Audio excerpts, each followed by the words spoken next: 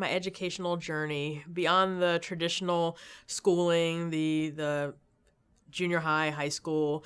I went on to undergrad, knowing that I wanted to go into veterinary medicine ultimately. In that journey, I also knew that I wanted to balance myself. I wanted to incorporate the creative side of me, and that was to continue to pursue English and creative writing. And with that, I went through San Francisco State University and got a dual degree in animal physiology and biology, as well as English emphasis creative writing, and I minored in African American studies.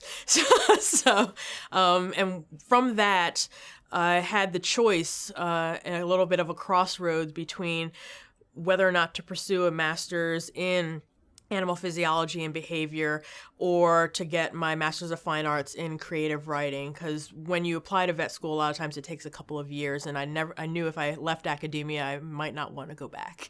So in doing that, I decided to pursue the animal physiology and behavior, which led me on so many journeys and so many experiences to Central America, to the Caribbean, to even doing a harbor seal study under the bridges in the Bay Area. So I was able to do so many things in Africa. I went to Africa for a wildlife animal study course, and that was amazing. But I always still kept my feet creatively grounded in English and creative writing, always pursued books that were of interest, always made sure to write down some short stories of these experiences, because it's very important to balance both halves of your brain.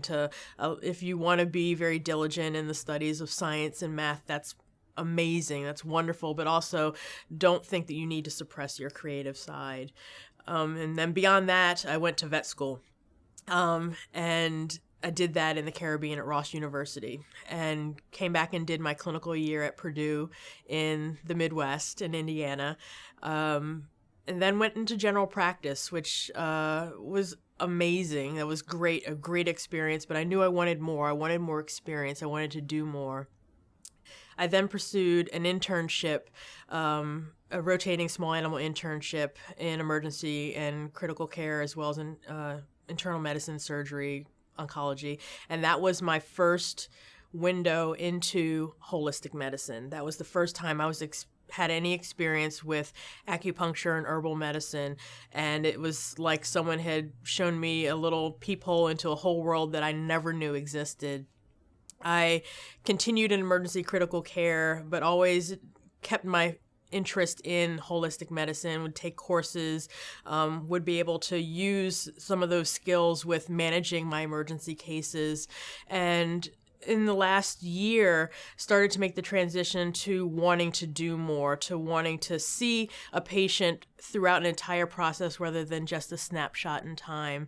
And so from that, I came into Lotus.